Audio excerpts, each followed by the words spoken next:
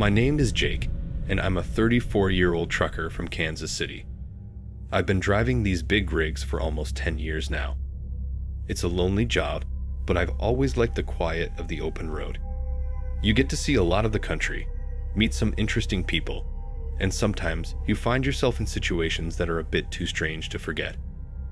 One night, I was driving through a small town in Oklahoma. It was late, probably around midnight, and I was starving.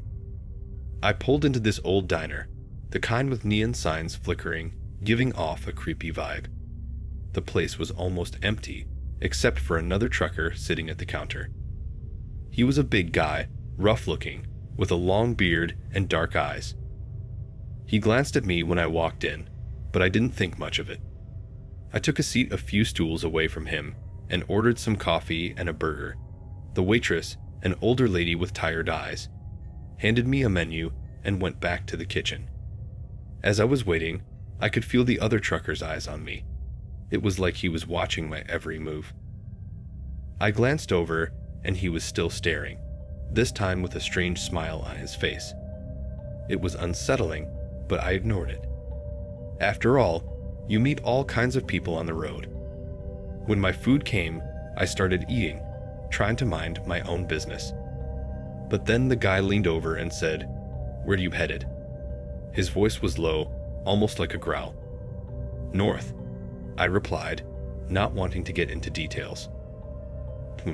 He muttered, nodding slowly. "Be careful out there." I nodded back, not wanting to engage further.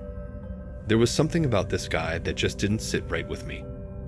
I finished my meal quickly, paid, and headed back to my truck. As I got in, I noticed the other trucker walking out of the diner, watching me. My gut told me to leave fast, so I started my engine and pulled out onto the highway. For the next hour or so, everything seemed normal. The roads were dark and empty, just how I liked them. But then, in my rearview mirror, I saw a pair of headlights. They were far back, but something told me it was him. I tried to shake the feeling, but the lights kept getting closer. It was that same truck from the diner. I decided to let him pass, so I slowed down a bit, but he didn't. Instead, he matched my speed, staying just far enough back that I couldn't see his face, but close enough to make me uneasy. My heart started pounding. This guy was following me. I sped up, trying to lose him, but he kept pace. I took a few turns down different roads, hoping to shake him, but he was relentless. The worst part was, I couldn't see him. Just those damn headlights, always there, like a predator stalking its prey. Finally, I saw a rest stop up ahead and decided to pull in. Maybe if I stopped, he'd keep going. But when I pulled into the parking lot, he followed. My hands were shaking as I parked. I didn't know what to do. I sat there for a moment, hoping he'd just drive by, but instead, he stopped right behind me, his headlights flooding my cab with light. I could barely breathe as I watched him get out of his truck. He stood there, staring at me through the windshield. I couldn't see his face clearly, but I knew it was him. My instincts screamed at me to get out of there. So I threw my truck into gear and floored it, tearing out of the parking lot. I drove for hours, not stopping until I was miles away, in another state.